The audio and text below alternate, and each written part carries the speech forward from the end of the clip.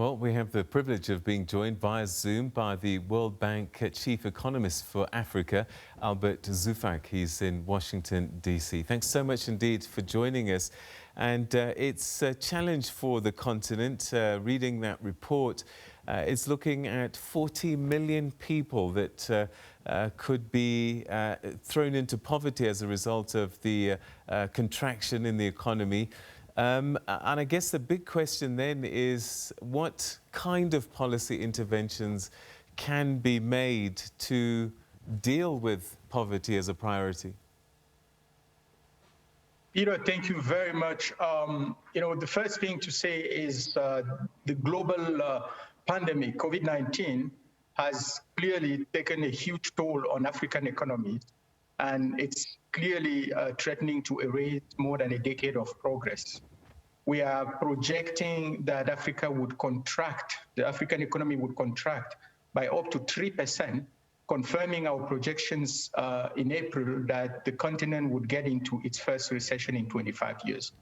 But it's even more important, Peter, to highlight that the recession, which is global, is clearly going to be affecting the poor and pushing 40 million people into poverty in Africa. This is extremely serious. It's also going to affect all the human capital gains that we have accumulated over the years as school closes and children may not go back to school.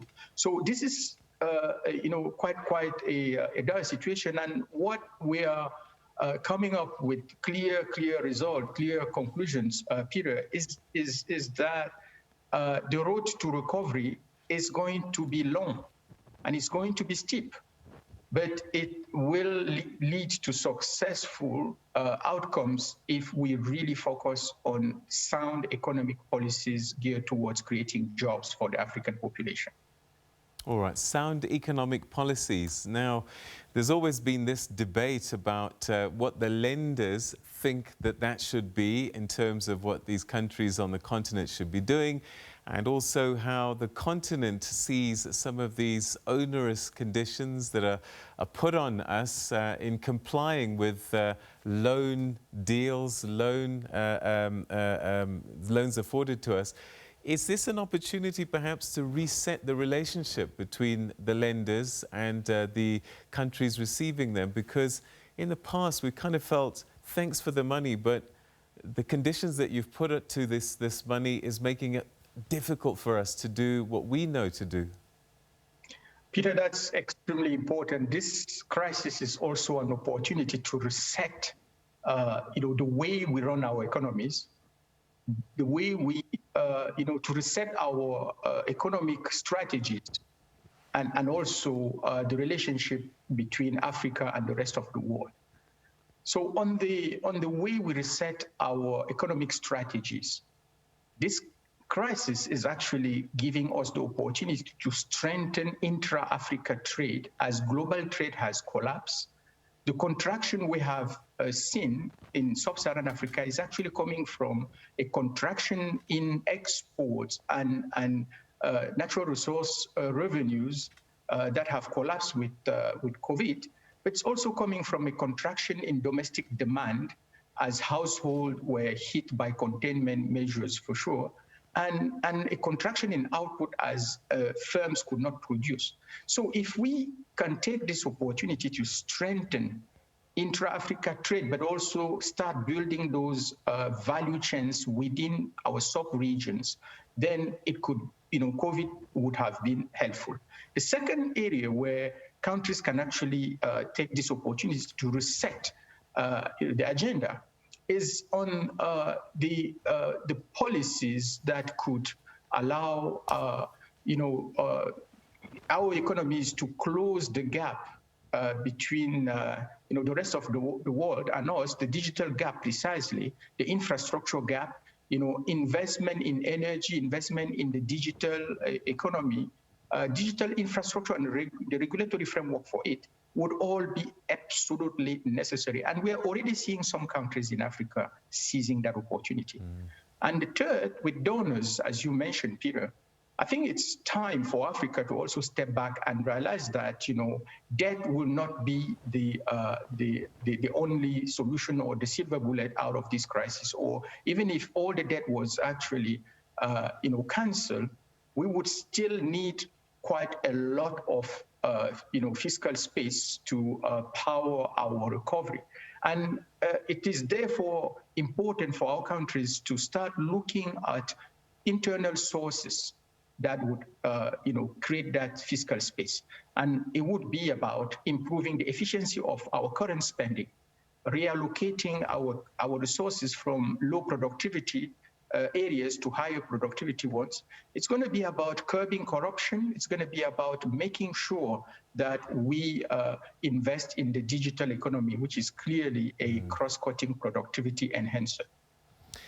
I would imagine there's some social imperatives that are quite urgent. I mean, COVID-19 kind of highlighted the need for things like water, literally just water to wash your hands and keep safe.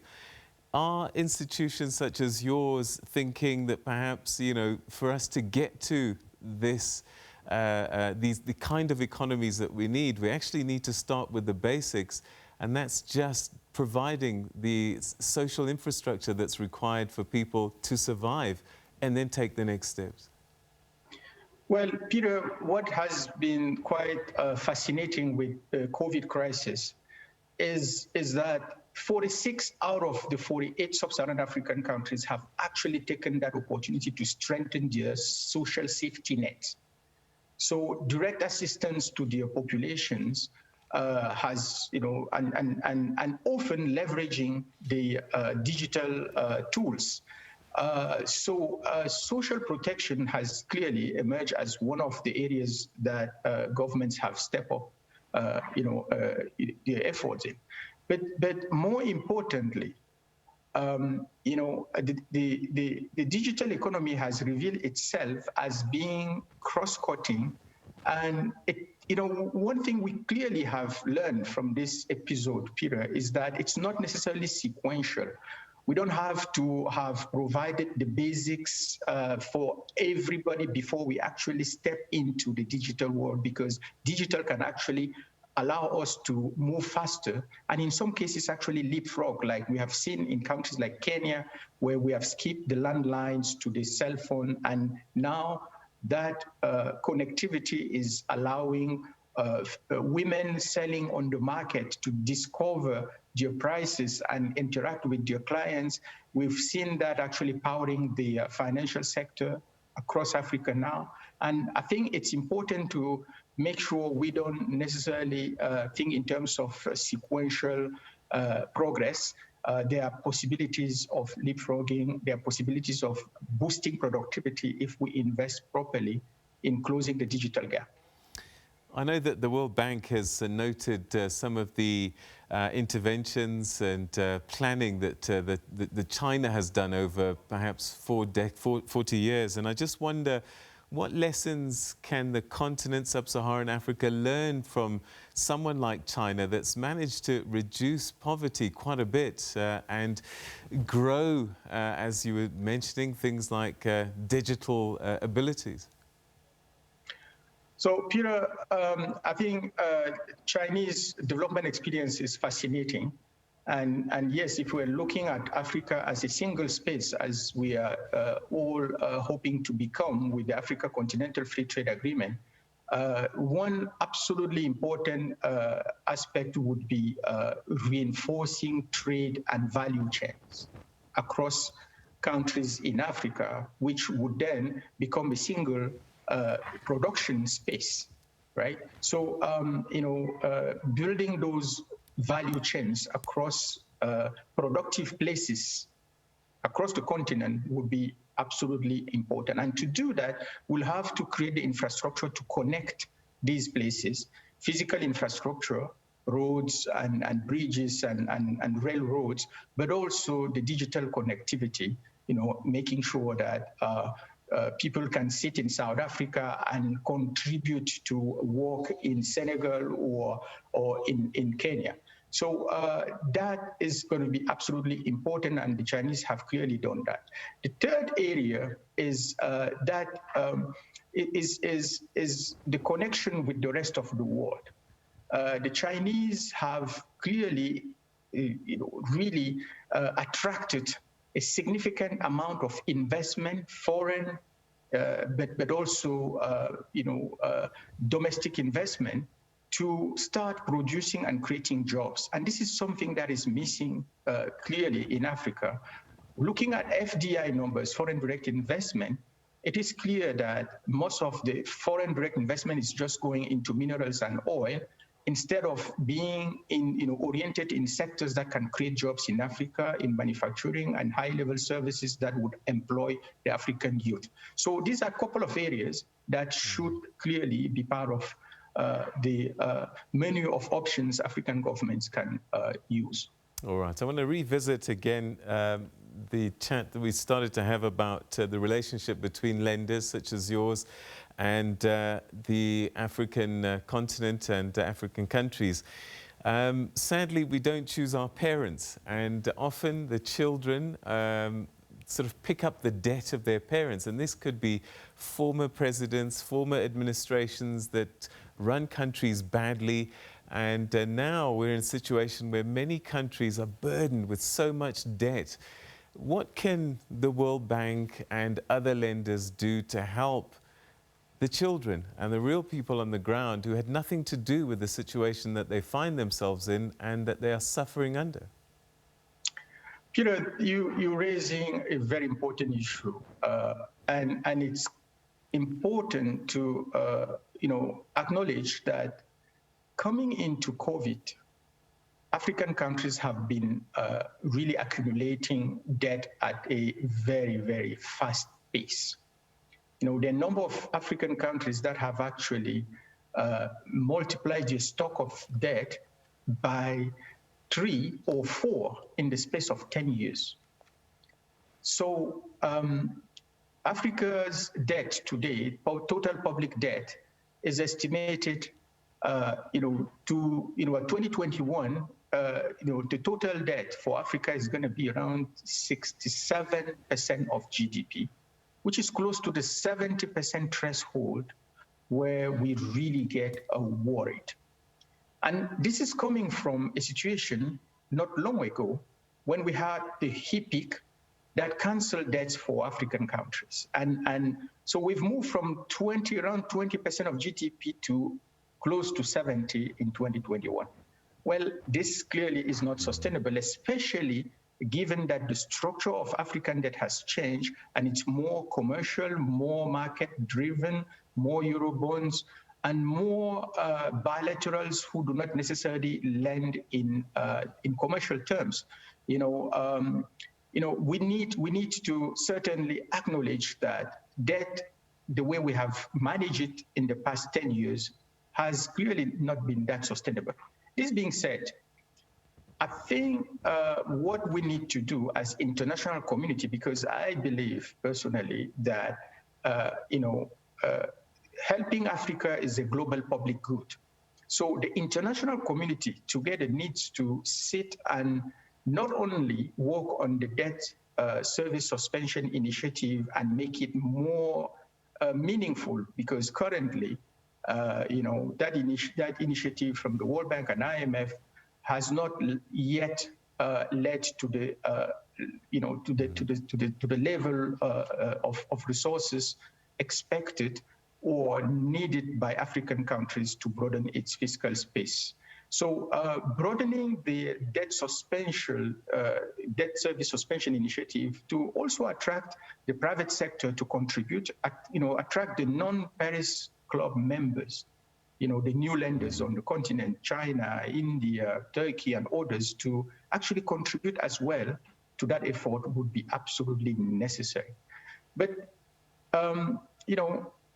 President Ramaphosa has been calling for cancellation of interest on that debt, just instead of just delaying it by a few months, cancelling it altogether, which would be helpful.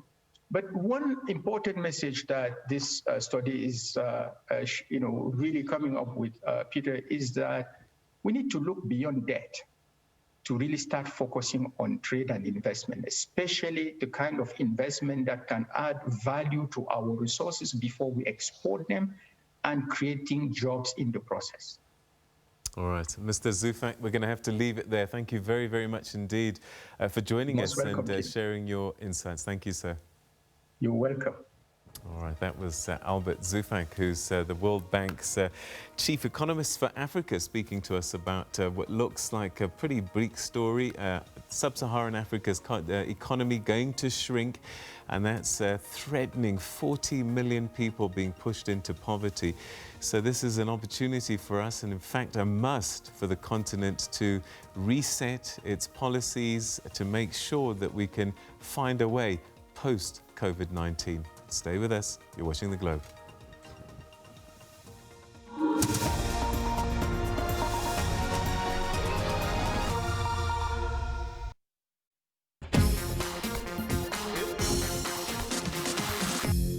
SABC News has signed a code of conduct that is enforced by the Broadcasting Complaints Commission of South Africa. Under the code, we are committed to broadcasting news that is accurate, comment that is fair, and programming that is not harmful to children, does not amount to hate speech, and contains no gratuitous violence or explicit sex. If you think we are not living up to that code, you may inform the Broadcasting Complaints Commission of South Africa. Direct any complaint to P.O. Box 412365, Craig Hall 2024, or send a fax to 011-326-3198 or email to bccsa@nabsa.co.za. For more information, please visit www.bccsa.co.za. SABC News has signed a code of conduct that is enforced by the Broadcasting Complaints Commission of South Africa. Under the code, we are committed to broadcasting news that is accurate, comment that is fair, and programming that is not harmful to children, does not amount to hate speech, and contains no gratuitous violence or explicit sex. If you think we are not living up to that code, you may inform the